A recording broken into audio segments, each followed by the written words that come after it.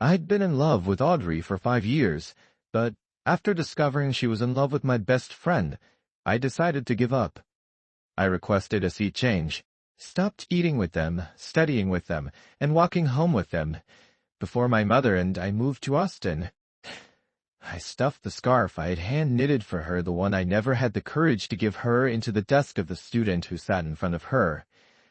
I left a casual note that read, "I think you're a nice person, so this is for you." I never thought I'd see Audrey again, yet when we met once more, the scarf that was meant for the person in front of her was wrapped around her neck. And when she saw the woman standing shoulder to shoulder with me, her eyes turned red as she asked, "You don't want me anymore?" The day the school track meet in Beverly Hills ended, a sensational piece of gossip spread like wildfire.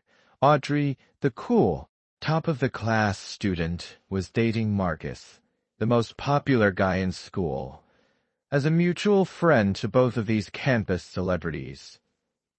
I was immediately swarmed by curious classmates the moment I returned to school. "The three of you walk together every day. You must know the inside story." I looked at their prying, curious eyes and thought of the video I had seen not long ago, a bitter taste filling my mouth. If it hadn't been for Marcus collapsing from exhaustion on the track after running the meter race, and Audrey being the first to rush to his side to help him to the nurse's office, her face etched with worry and captured by countless phones, I would have never known. I would have never known Audrey was in love with Marcus. I should have realized it sooner. Several times when Marcus came to find us, I had seen it through the classroom window, the joy in Audrey's eyes when she looked at him. How could I have been so slow?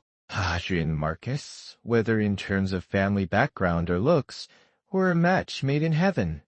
The school's queen and its king. If Audrey were to fall for someone, of course it would be Marcus.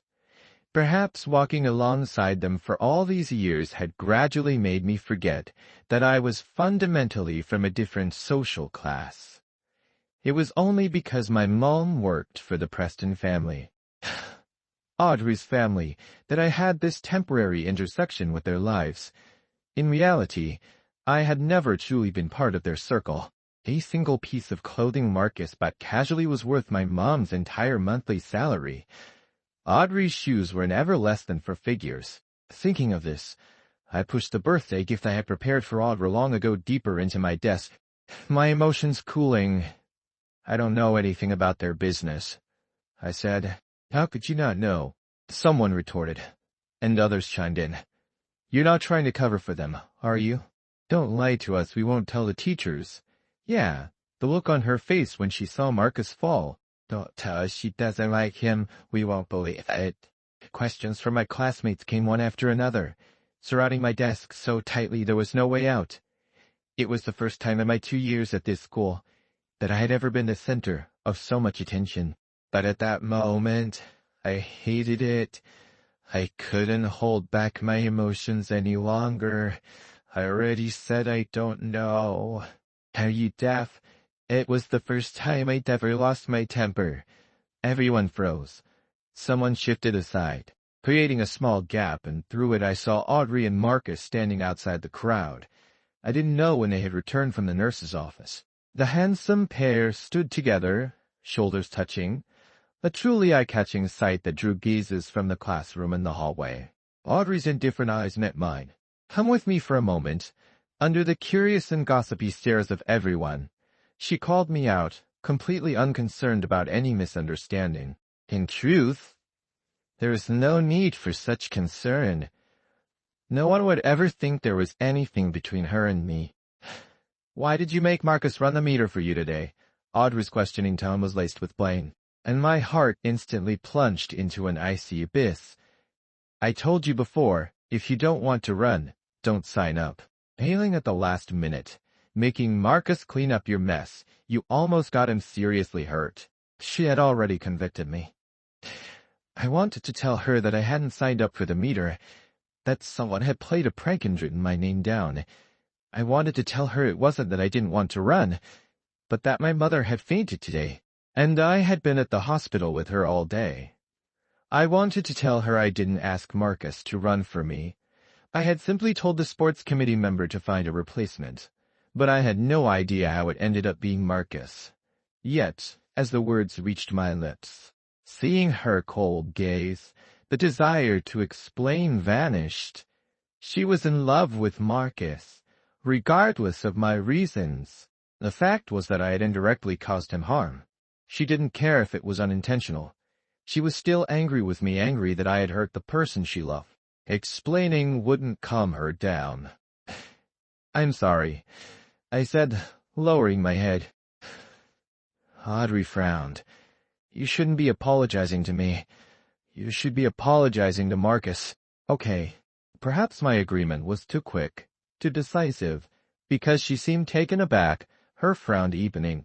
Her dark eyes stared at me as if she wanted to say something more, but in the end she just grunted in acknowledgement.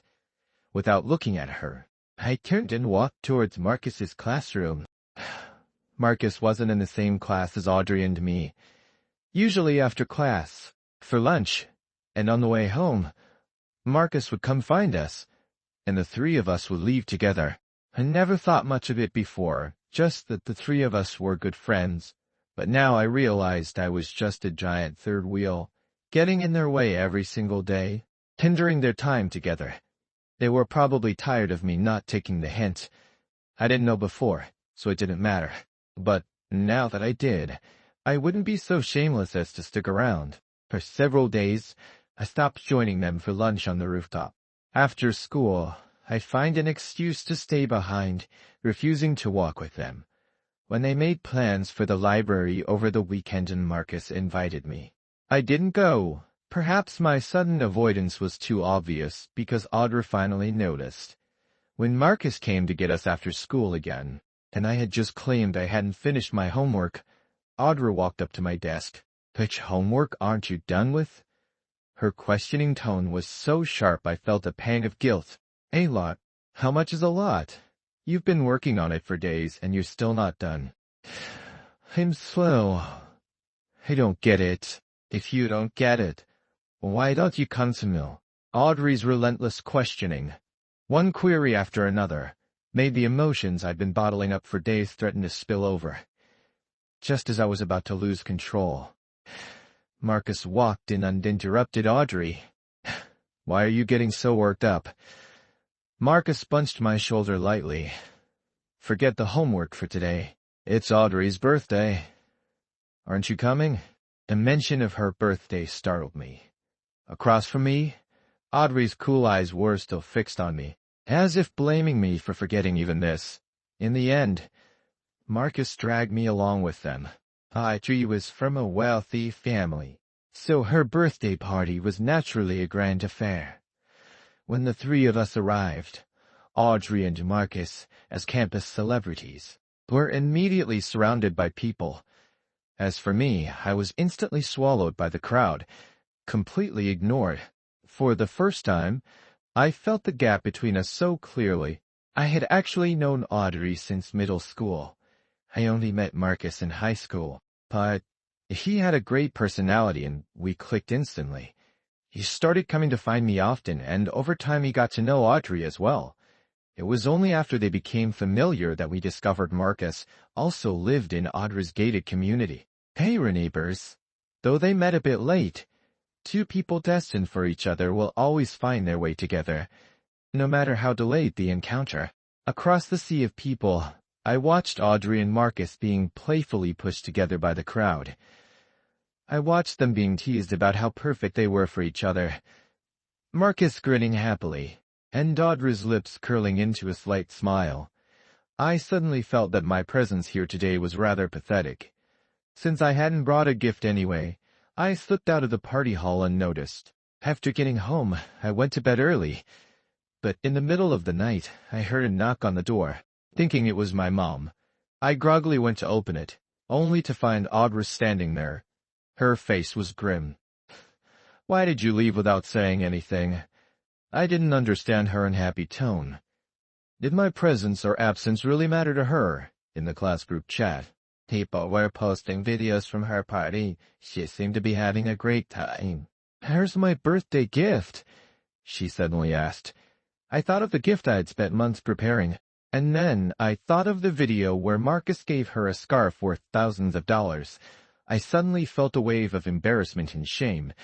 It was bad enough that our gifts were the same, but one was absurdly expensive, while the other cost only a few dollars to make. And my scarf was even knitted horribly. I forgot. I didn't prepare one. Across from me, Audrey's breath hitched, just as she was about to say something else. Footsteps echoed in the hallway. I took a step back and closed the door. Audrey seemed furious that I hadn't prepared a birthday gift for her and ignored me for over a week. Perhaps she thought I would, as always, be the first to show weakness and apologize, but this time I didn't. Instead, I went to the teacher and requested to change my seat, moving away from the desk in front of her. Audrey's special status meant she never had to move during the monthly seat rotations, and as her good friend, I was granted the special privilege of staying put as well. So, I had always been her front desk mate. Now that I had suddenly moved, Audrey's face darkened. She pulled me into the stairwell and demanded to know what I was doing. I tried to leave, but she blocked me. During the struggle, Marcus came up the stairs and saw us. Even though Audrey and I were doing nothing, when my eyes met Marcus's, I felt an inexplicable sense of guilt and shame, as if I'd been caught in the act. That same day, Marcus casually asked me, "Do you like Audrey too?" He used the word too, and then it was obvious. "Ethan, you're my best friend. I don't want us to fall out over Audrey. You know that, right?" While Marcus's tone and attitude were the same as always, he felt like a stranger to me. Or perhaps I had never truly known him, because in the next second, as he heard footsteps approaching, he suddenly missed a step right in front of me and fell down the stairs. Luckily, Audrey appeared just in time to catch him. He then looked at me and said, "We just had a little argument." I wasn't watching my step. The words seemed like an explanation, but felt more like a cover-up, across a dozen steps. I saw the look in Audrey's eyes as she gazed at me, cold and disappointed. She didn't believe me. My heart sank to the bottom. I turned to leave, but Audrey, her face unusually grim, chased after me and blocked my way in a few strides. "What has gotten into you lately?" He said it himself. He wasn't watching his step. "What? Are you going to blame me for it?" "Apologize." She gripped my wrist tightly, her grip incredibly strong. "Are you going to apologize or not?" Her cold gaze was sharp enough to pierce a heart, as if I wouldn't be allowed to leave today unless I apologized. After a minute of silent confrontation, I swallowed the bitterness in my throat. "Audrey," I said, word by word, "you're a complete idiot." She flinched, staring at me with a look of astonishment. I shook her and off and walked back to the classroom. It was the boldest thing I had ever said to Audrey, and it was the last thing I ever said to her in high school, because soon after, my mother and I moved to Austin, the day we left the Prestons' employment. I hesitated for a long time, unable to bring myself to throw away the scarf, so I secretly went back to the school, stuffed the scarf into the desk of the person who sat in front of Audrey, and left a casual note. "I think you're a nice person, so this is for you." I didn't know who would be sitting at that desk when school started, nor did I know if the thing I left behind would be thrown away like trash. I left my feelings for Audrey behind, along with that scarf, in the past. After changing schools, I deleted Audrey's contact information and got a new phone number. To quickly adapt to the new environment and not let it affect my studies, I buried myself in books throughout my senior year. The demanding schoolwork left me almost no time to think about the past. 5 years flew by. I never thought I would run into Audrey again, but one day while delivering a file to a client, I was caught in a sudden downpour on a mountain in Aspen and got stranded at a hotel. I ran right into her in the lobby. Outside, a storm raged. Inside, it was noisy and chaotic. But as our eyes met across 5 years of time, my world instantly fell silent. I recognized her immediately, and Marcus beside her. 5 years, and they were still together. Although I had long suspected this possibility, seeing it for real still made my heart stop for a beat. I desperately hoped they wouldn't recognize me. I was a complete mess, while they were elegantly dressed, surrounded by a group of peers who treated them like royalty, exuding an air of calm that stood in stark contrast to me. From their conversation, it seemed they were here on a special trip. "What's wrong, Audrey?" someone asked, noticing she had stopped moving. Audrey kept looking at me, her cool eyes flickering with an unreadable light, as if she were suppressing some intense emotion.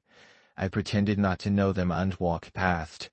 I sensed her start to move, and I quickened my pace. But in the next second, she grabbed my wrist, planning to leave without a word again. Her questioning voice was trembling and hoarse. I tried to pull away, but her grip was incredibly tight. She wouldn't let go. "Let go," she frowned, about to say something, but her friends had already caught up. "Audrey, who are you saying hi to? Did you run into a friend?" Their eyes all fell on me. When they saw Audrey holding my hand, their expressions varied. Someone glanced furtively at Marcus. Marcus forced a smile. "Ethan, what are you doing here? And why do you look such a mess?" As he spoke, he subtly positioned himself between Audrey and me, seemingly out of concern for my situation. At his words, everyone's attention shifted to me, seeing my soaked clothes, which altogether probably didn't cost more than $50. These wealthy young men and women looked astonished. Someone blurted out, "Audrey, you actually know people like this?" Another, more direct person said, "That briefcase is a knockoff, right? I remember there's only one of that model in the world, and my sister gave it to her boyfriend." There was no malice, but I was still stung by words like "people like this" and "knockoff." The truth was, I didn't care about designer brands and had no intention of buying fakes. This briefcase was given to me by my boss at the law firm. She had docked half a month of my lunch money for it, saying that I represented the firm's standards and couldn't look too shabby when meeting clients.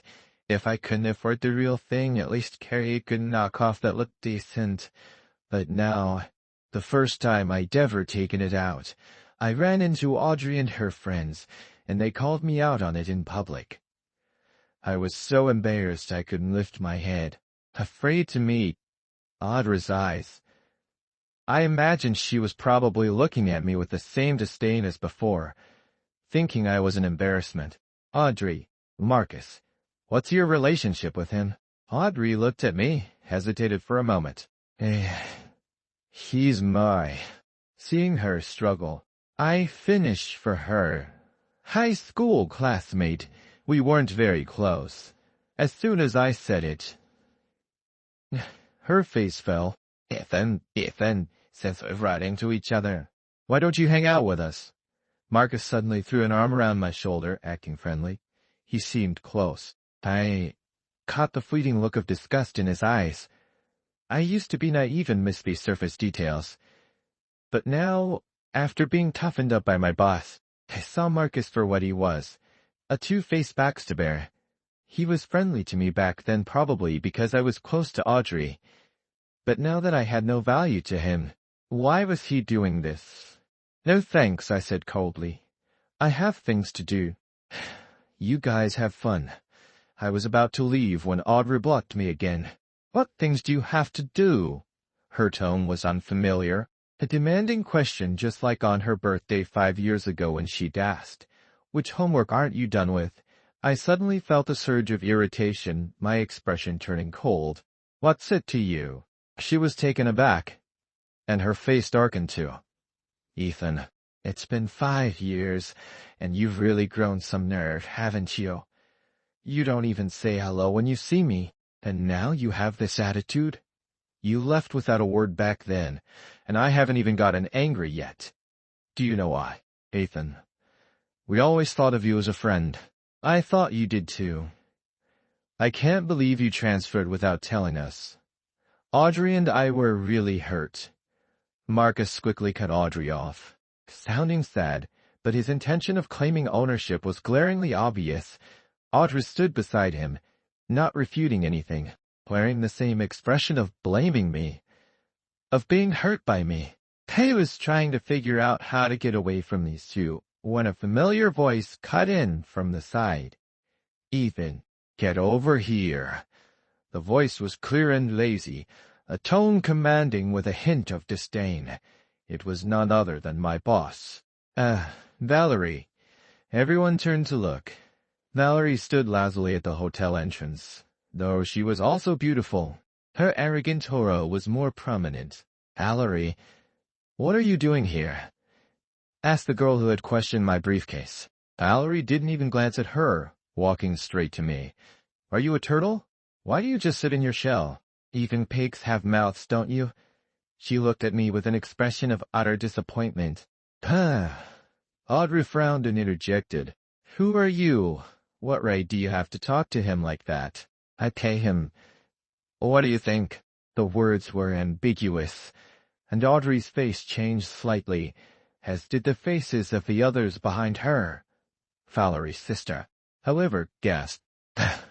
"Valerie, is he your boyfriend? The briefcase you bought? You gave it to him? Whoa, so it's not a fake?" "It's not a fake." I was stunned. Beside me, Valerie shot a cool glance at her sister Haley. "Should I buy you a megaphone to wear on your head? You could be a little louder." Valerie snapped at everyone she met, even her own sister. While everyone was still reeling from the shock, she pulled me away, and so I didn't see the fleeting darkness that crossed Audrey's eyes.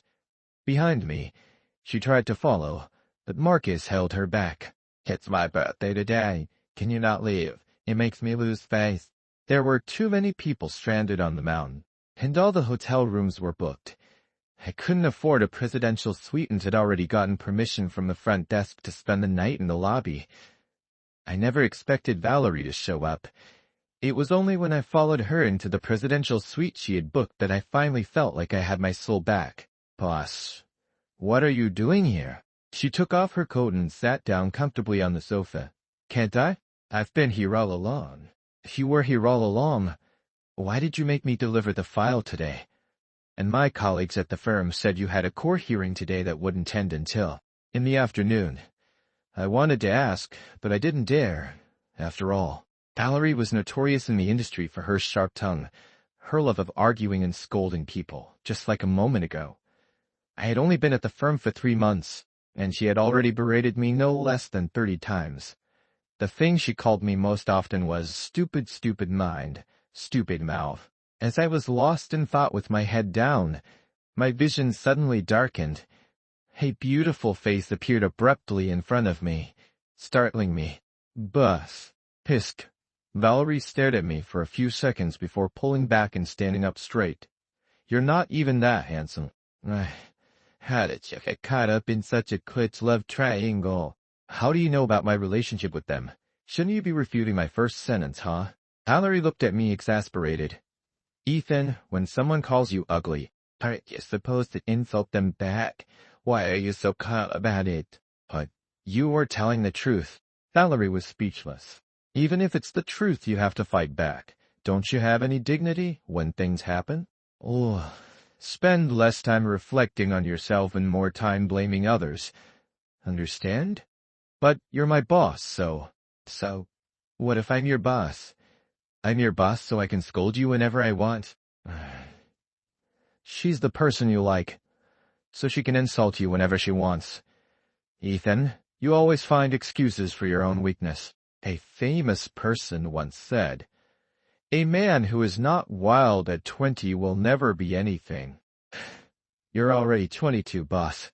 That same famous person also said, "A man who is still wild at 30 is also nothing." Ethan, do I look like I'm nothing? Valerie scoffed.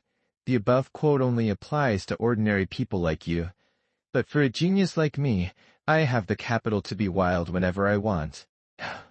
Boss, you're not just a little narcissistic. Wrong. People without substance are narcissistic. People like me are just self-aware. She paused. Then, as if remembering something, she exploded. "Ethan, I'm not 30 yet. Don't you dare round up." It was true. My colleagues at the firm said the boss had become particularly sensitive about her age after her 28th birthday. I don't know how Audrey got my contact information.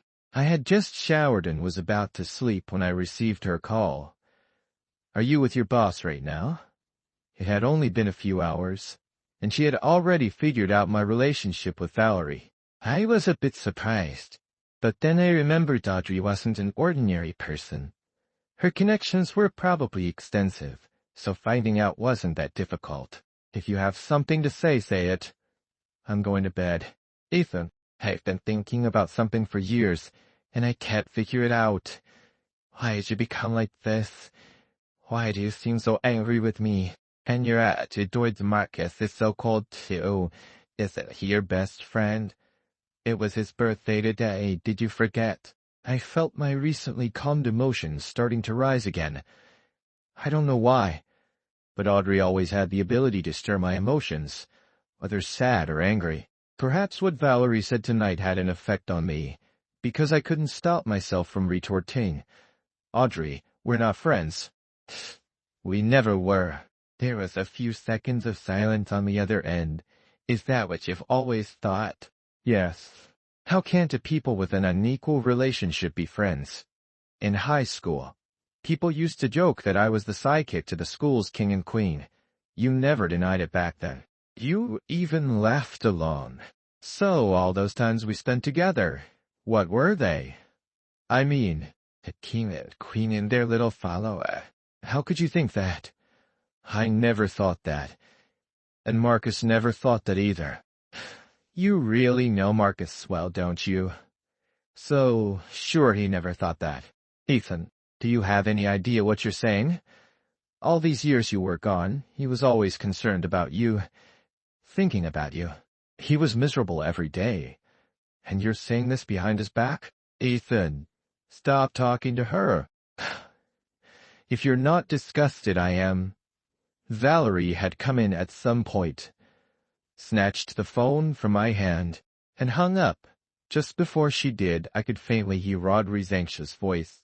Why is there a woman's voice in your room? Is that Valerie? Aren't you just her subordinate? Why are you still together so late at night even? But no one answered her. Only the dial tone remained. I looked at Valerie, who was wearing only a bathrobe tied rather loosely, and hesitated before advising, Boss, you should probably put on more clothes. What's wrong? Don't I look good? It's not that. It's the middle of the night. A man and a woman alone. Ethan, Valerie said with an incredulous look. What is your mind filled with, thinking about this nonsense all day? No wonder you're just a legal assistant. Boss, I'm a legal assistant because I haven't passed the bar yet, and I'm young. Valerie's face darkened, as expected when her age was mentioned. After a moment, she said gloomily, Ethan, if you could use the talent you have for pissing me off on that scumbag couple tonight, I would be much more gratified. Scumbag couple? I was shocked by Valerie's choice of words. She looked so elegant and refined, but why did her speech always ruin her image? Remembering something, I suddenly said, Boss, that briefcase you gave me. What about the briefcase? You think I overcharged you? I already had someone give me a discount on it. No negotiations. If you don't want it, throw it away. No refunds. Without listening, she turned and walked away. The rain fell all night and still hadn't stopped, forcing everyone to remain stranded. Valerie seemed very busy. From the moment I woke up, I saw her in meetings and on the phone. I had no idea why such a busy person would have impulsively come up the mountain last night only to get trapped. I went to the hotel cafeteria for breakfast. I saw Audrey and Marcus from a distance. Unsurprisingly, they walked over to me, followed by their 3 friends, one of whom was Valerie's sister. Can we sit here? Audrey asked. As she got closer, I noticed her complexion was terrible, as if she hadn't slept all night. Had they partied too hard for Marcus's birthday last night and stayed up? Before I could respond, she sat down next to me. Marcus's expression froze for a second before he silently went to sit on the opposite side.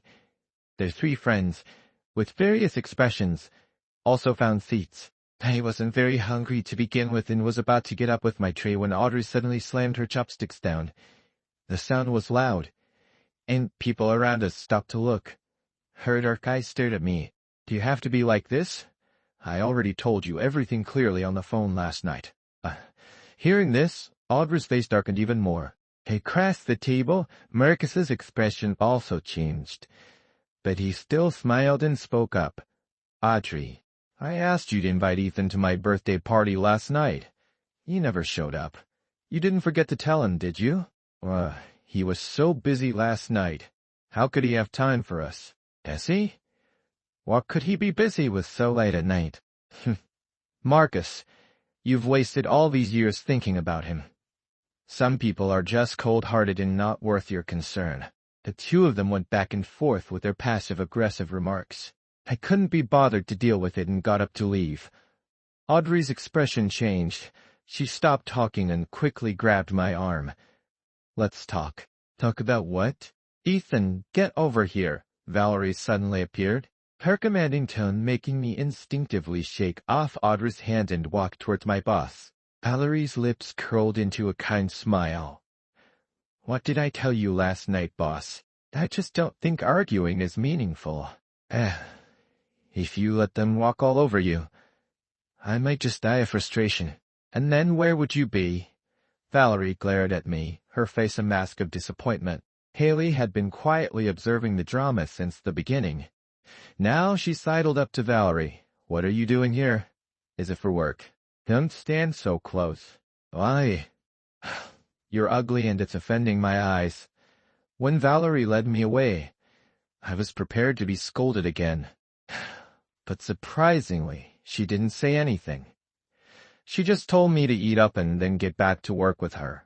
Even though we're trapped here, we must strive to create a working environment, no matter how bad the conditions are.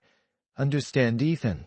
I looked around the luxurious presidential suite, then at Valerie's serious face, and nodded hesitantly. I've added a few new points to this case. Revise the contract, okay? I looked at her new requirements and hesitated slightly. Boss, if we raise the price this much, won't the client be angry? Cooperation is a matter of mutual free will.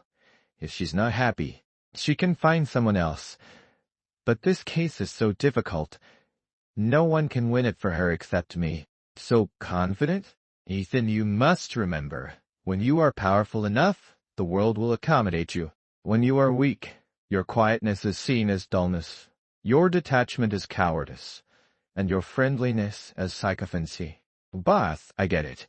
So your bad temper is just low emotional intelligence? The presidential suite offered complimentary access to a hot spring. Valerie said we shouldn't waste it and insisted I go for a soak. The moment I entered, I ran into Marcus, but from his posture, it didn't look like he was there to bathe. It seemed he had seen me coming and deliberately followed me. Then, can we talk? He had the same expression he wore when he was about to scheme against me before. I watched him warily. What do you want to talk about? Are you angry with me because I accidentally fell 5 years ago and Audrey was too worried and misunderstood you? You're overthinking it. I forgot about what happened 5 years ago. Really? He said with a soft laugh. And are you still in love with Audrey? In love with Audrey? I had asked myself the question more than once, since she reappeared. I didn't know, but after our reunion, I seem to have an answer. It seems you still are. So you came here intentionally to run into her, didn't you? You want to compete with me? We're supposed to be best friends. Stealing your best friend's girlfriend isn't a good look. While I was lost in thought, Marcus had already constructed his own narrative. You can't win against me. Not to mention, Audrey and I have been together all these years. We're even planning to get engaged. You were just the son of her family's mate. Her mother never liked you. Otherwise, your mother wouldn't have been kicked out. My mom was forced out. I interrupted in shock. How do you know that? He just smiled again, not answering. Instead, his eyes scanned the surroundings. He suddenly walked to the edge of the water, pretended to slip, and as he fell, he grabbed my hand, making it look from a distance like I had pushed him. When I heard the splash, I was speechless. He was pulling the same trick again. Audrey must be nearby. Sure enough, Marcus's cries for help brought Audrey running. She looked at me, standing by the edge in shock, then at Marcus in the water, just as he looked like he was about to drown. She jumped in and pulled him out. Since they were both dressed for the hot spring, they were wearing very little, and getting soaked made them look quite intimate as they embraced. After getting out of the water, Audrey seemed either unaware or unbothered by the intimacy with Marcus. She glared at me furiously. Ethan, I always thought you were careless before, but now I see you're truly malicious. Why are you doing this to Marcus? Your anger should have a limit. Audrey, no, it's not like that. Ethan didn't push me. I slipped and fell on my own. You don't have to cover for him. Didn't you see him just now? Standing there completely unmoved, not caring about you at all. Marcus, he's changed. I cut them off impatiently, walking up to them. Yes, that's right. I pushed him. Valerie said that when you're going to ambush someone, you have to be fast and precise, not giving them a chance to react. So, I lifted my foot and kicked Marcus. He was covered in water and the ground was slippery, so he went flying back into the pool. Audrey's eyes widened in shock. Before she could react, I kicked her in two. Watch closely. This time I'm the one pushing. The commotion finally attracted the attention of others nearby, but they weren't concerned about anyone drowning. They were more curious about this couple who had no shame, engaging in some kind of public play. Audrey stood in the water, which only came up to her waist, her face a mixture of embarrassment and rage. She had never been so humiliated in her life. She glared at me, her face black, and roared, "Ethan, what are you screaming about? It's not like you're drowning. It's true.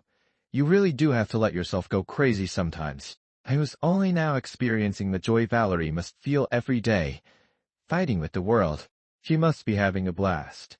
I don't know how Valerie found out about what happened at the hot spring. On the way down the mountain, she praised me for the first time.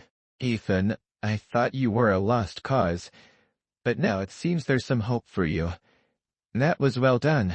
I had just been so angry at the time that I lost my cool and did something so out of character.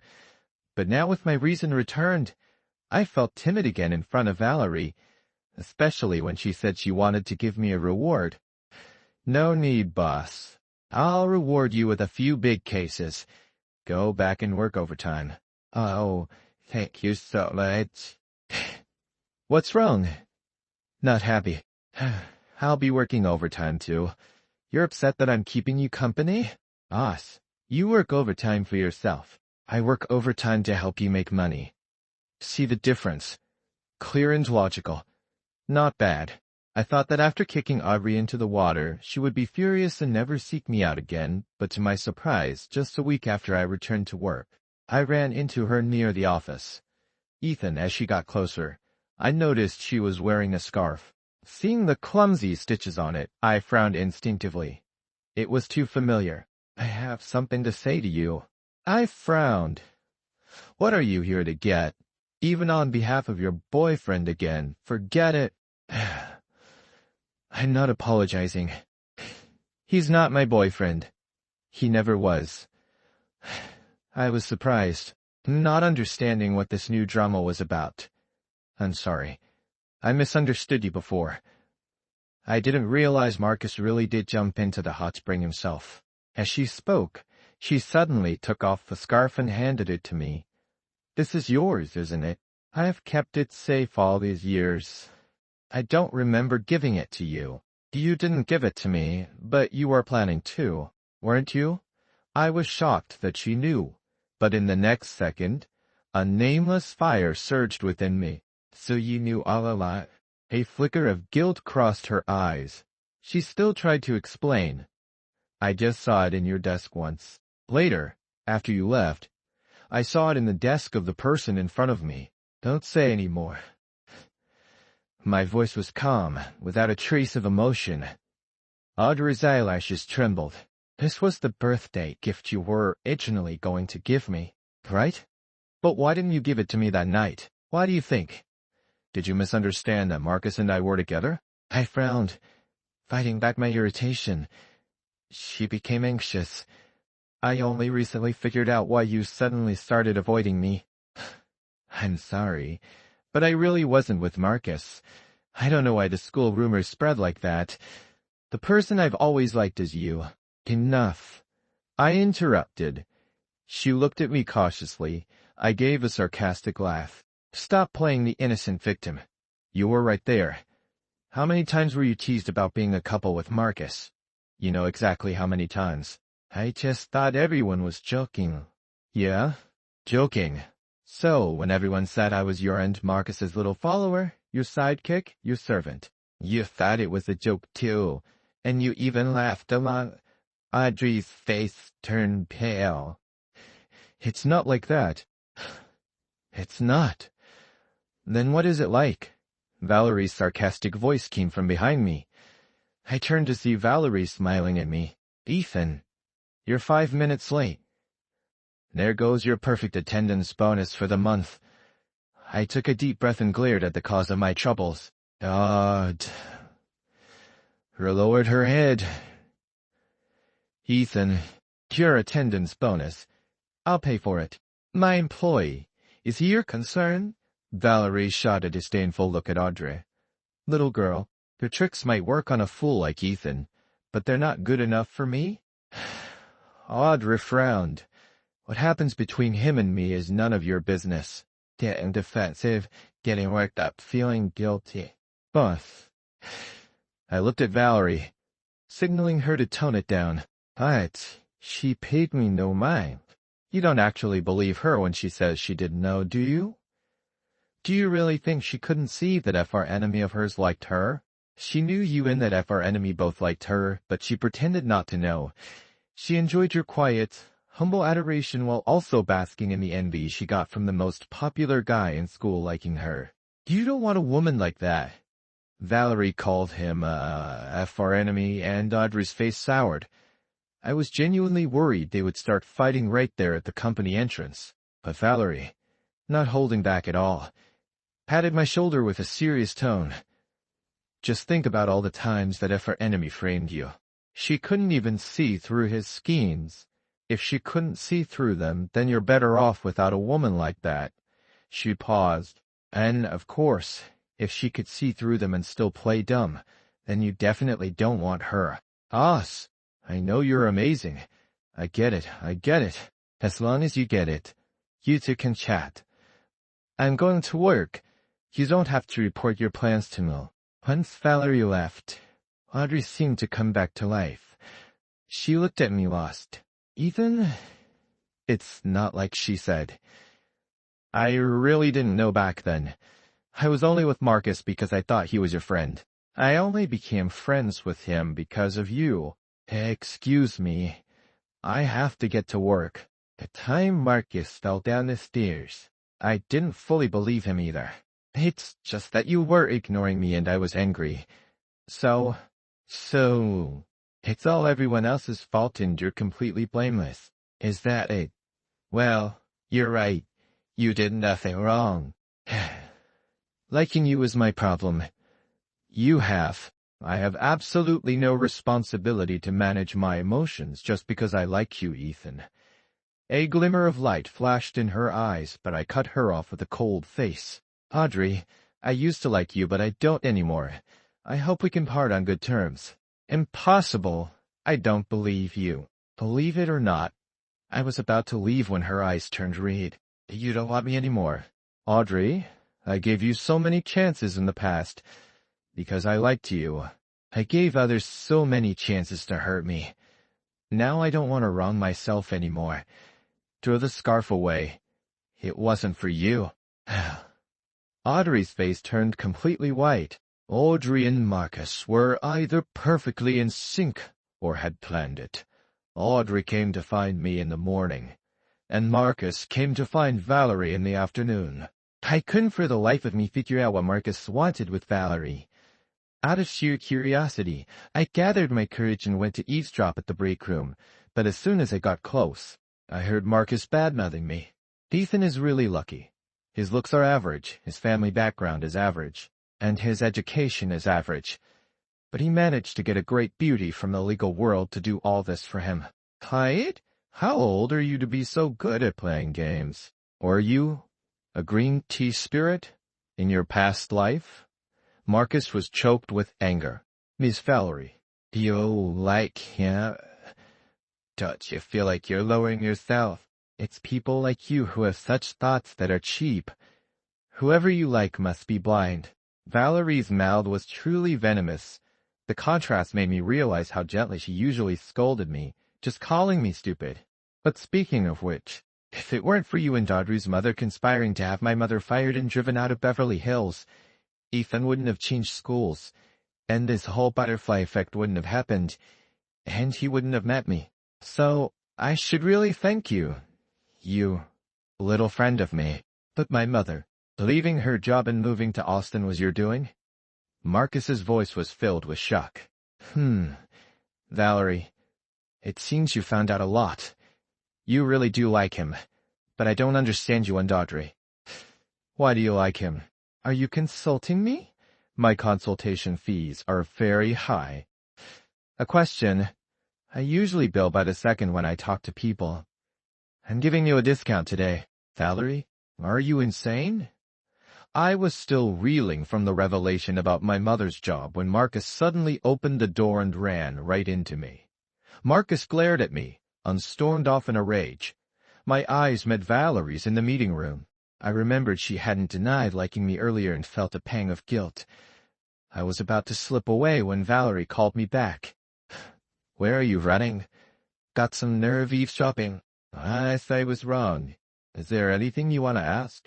Yes. She raised an eyebrow. Why did Marcus come to see you? He just said you've done all this. What did you do? That's what you're curious about. I nodded. TSK your brain. What was I expecting? She paused, then said irritably, What happened between you and her at the hot spring? I had my sister recorded. I just sent the recording to that Preston girl. I was surprised. How did she get a recording so quickly? You knew he was going to frame me. How do you know him so well? TSK, who knows him? I just understand how people with devious minds work. Right. She was starting to praise herself again. I hadn't heard from Marcus or Audrey for a long time. I was so busy with work that I had almost forgotten about them, but one day Valerie suddenly handed me her phone and showed me a video. It turned out that Audrey and Marcus's families had arranged an engagement party for them. But Audrey didn't show up. She only left a pre-recorded VCR. In the video, she looked drunk and, abandoning her long-cultivated image of a nice queen, declared that she would rather die than marry a her enemy like Marcus. Many people had come to the engagement party, and her stunt made Marcus lose a tremendous amount of faith. I heard they had a huge fight after the party, and their childhood friendship finally ended on a sour note. On my way home from work, I ran into Audrey near my apartment. I didn't want to deal with her, but she came up and grabbed my hand. Ethan, please give me one more chance. I'll be good to you from now on, I promise. I've only ever liked you. I felt helpless. Audrey, I told you I don't like you. Ethan, you dare be polite to me one more time? A sinister voice came from behind me. It was Valerie. What are you doing here? Valerie glared at me, ignoring my question, and looked at Audrey. He's mine. Let go of him with your paws. I have to admit, Valerie was quite intimidating. Audrey became much more docile. Valerie stood in front of me, looking at me. When are you going to stand up for yourself? She glared at me so intensely that I started to doubt myself. I felt if I didn't say something, she wouldn't let me off the hook. Beside us, Audrey was still looking at me. I was silent for a long moment, then looked up at her seriously. Audrey, get lost. I don't want to see you again. The sight of you makes me sick. Audrey's face turned pale. In front of another woman, she felt an unprecedented sense of humiliation. Are you serious? Very serious. Audrey looked utterly defeated. As soon as she left, Valerie let out a tisk. Did you have to say get lost so gently? I know this personality of mine isn't very likable. A lot of people hate it, but I can't help it. This is who I am. What can I do? You don't hate it? I was surprised. She answered with a serious face. At least I don't. My heart suddenly started beating very fast. What was happening? I suddenly thought of the question I had ignored before, and on an impulse I blurted out, Boss, are you in love with me? Isn't it obvious? Why was it that some people could admit they liked someone with such pride, while I used to be so ashamed? Why you like me? Like Marcus said, I have nothing to offer. Tisk, whatever he says goes. Why are you so easily manipulated by people? She paused, her tone shifting. But I like you just the way you are. A wimp. A wimp? Seeing me stare at her, she looked uncharacteristically embarrassed and turned my head away. Your personality, it's not so bad. The world has to allow some people to be quiet and clumsy. Then why are you always trying to change me? I'm not trying to change you. I just hope that when you encounter problems, you don't always wrong yourself. My heart skipped another beat. I looked down at her under the dim moonlight. The woman's eyes were sincere. You can be quiet. You can be dull. But you cannot let people bully you. I don't know how much time passed under the moonlight. My weak voice spoke up, boss. You used to scold me all the time. I have some psychological trauma from it. Then I won't scold you anymore. Will you reconsider then? Can I take a long time to consider? How long do you want? I don't know. I didn't agree to Valerie's proposal to date that night. I had just graduated, and the social status gap between me and Valerie was too large. I was afraid it would be like before, always looking up at someone and ending up feeling inferior. Boss, I'll work hard to catch up to you. Valerie chuckled from behind her computer. Ethan, I'm a genius and you're a mediocrity. How could you possibly catch up to me in this lifetime? Boss, didn't you say you wouldn't scold me anymore? Is that scolding? I ain't just telling the truth. Is that not allowed? Fine. I was wrong. I promise I won't say it again. You said the same thing yesterday. Ethan, you're pushing your luck. I usually only let my boyfriend push his luck with me. Boss, I'm going back to work. Dinner together tonight, okay? Valerie smiled slightly. Go on.